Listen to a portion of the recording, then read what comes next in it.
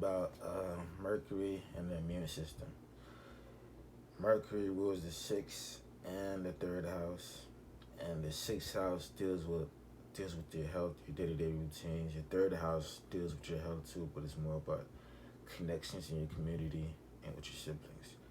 But Mercury in general is the ruler of both of these signs, and Mercury rules health in general. It rules your immune system and your nervous system, which is more Gemini. Gemini rules more your nervous system. Virgo rules more of your digestive system.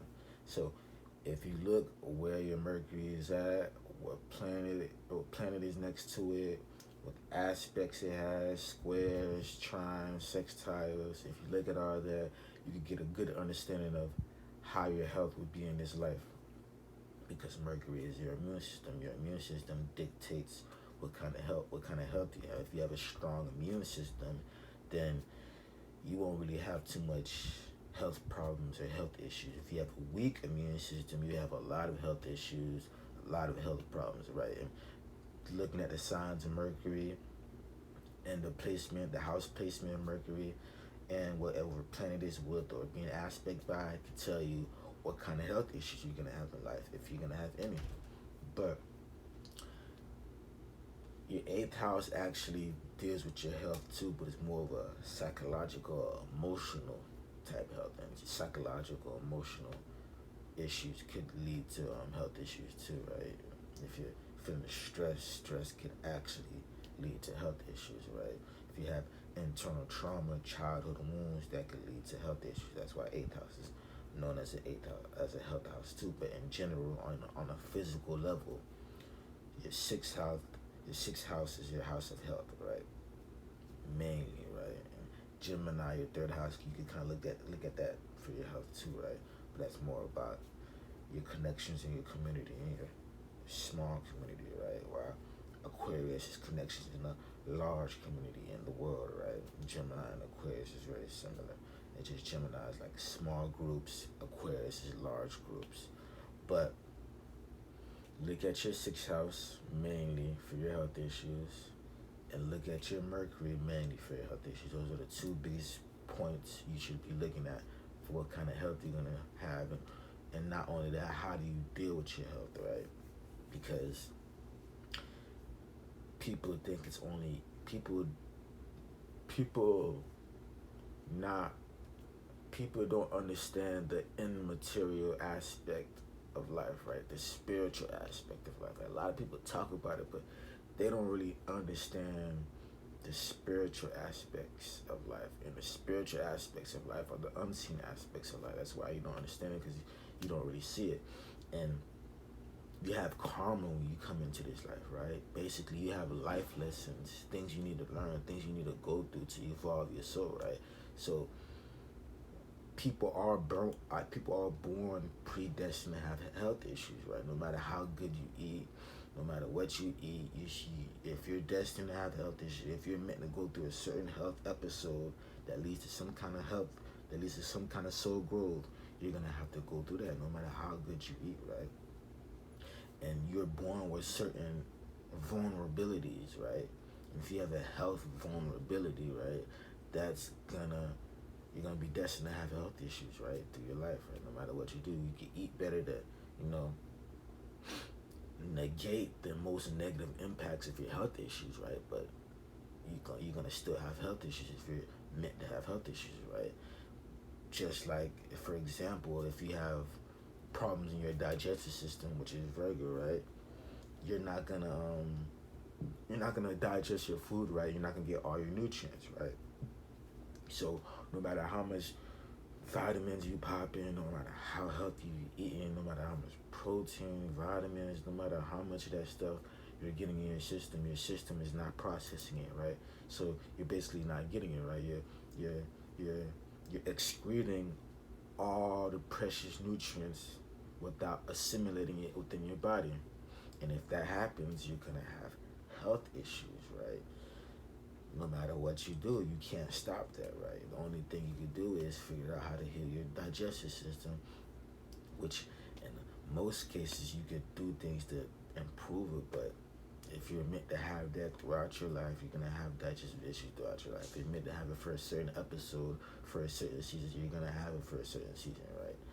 You should eat healthy, right? Don't get me wrong, right? But you gotta understand the spiritual aspects of things. You gotta understand that everything happens for a reason, right? So if you have like your Mercury conjunct Saturn, that's horrible, right? When it comes to health, when it comes to the business aspects and intellectual aspects, it's very good to make money, right? It's a very good conjunction to have to make money. But for your health issues, that's it's horrible because it can leave you with long term health issues, almost permanent health issues, right? Which is the worst kind of health issues, right? Chronic health issues, right? But if it's with like Mars, Mercury and Mars connected, then you probably gonna have inflammation, right? Inflammation in your body, right? Swelling in your in different parts of your body, right? Your nervous system overreacting, right? A lot of twitching in your body, right? Your nervous system too sensitive, is too active, right? And with Saturn too, again, if you have Saturn conjunct your Mercury, that could cause blockages in your nervous system, which is horrible, right? That could lead to seizures. That could lead to your whole body, your whole nervous system getting shut down, right? Which is basically a seizure, right? But if you have it with the Venus, right, that's a more pleasant planet to have it with in a Venus sign, right? You could have issues with your sinuses, your eyesight, your feet, your touch, your ears, your hearing, like 'cause Venus rules your senses. So you got troubles with your senses if it's in a bad sign, right? Venus is normally a very pleasant planet, right? So if it's in a bad sign, you can have that with a bad house, right? If Venus is debilitated, right? Stuff like that can happen, right? Issues with your sight, issues with your hearing, right? If you have Mercury with Mercury with the Jupiter, right? Jupiter is another pleasant planet, right? But if it's in a bad sign, it could be more of a delusional aspect within you, right? It could cause inflammation just like Mars too, right? Because Jupiter is a planet that likes to exaggerate things, right? You can have exaggerated health issues, right? But normally with Jupiter, your health is probably gonna be good, right? It's gonna be like you're gonna have like spiritual health issues, like internal emotional health issues, right? You're gonna have to like meditate. You're gonna have to. It's gonna be health issues that's gonna push you on a spiritual path, right?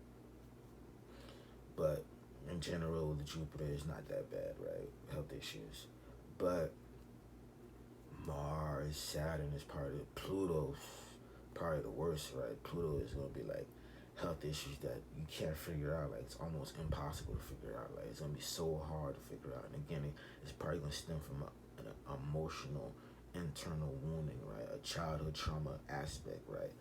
But check the sign, check the house, what Mercury is, check your sixth house, and that'll give you a good understanding of what kind of health issues you're gonna deal with, right? And always try to eat the best, right?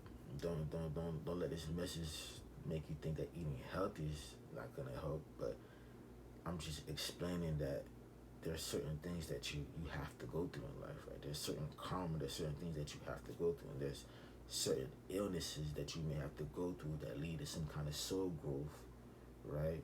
It's not gonna be most of the time it's not permanent. Most of the time it's just a season of this illness, and that leads to you positioning you to your destiny and to the highest amount of soul growth, and making sure that you learn the certain lessons that you're supposed to learn in this life, right?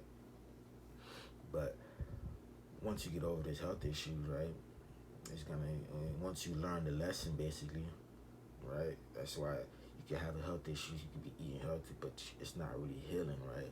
But once you get a certain epiphany, right? Once you learn the certain lesson that the illness is trying to teach you, that's when the illness leaves, it goes away, right? And that's why Saturn, I think, is probably one of the worst planets to have with Mercury when it comes to health, because Saturn prolongs everything. Saturn makes everything long, right? Saturn can leave you with a permanent health issue, right?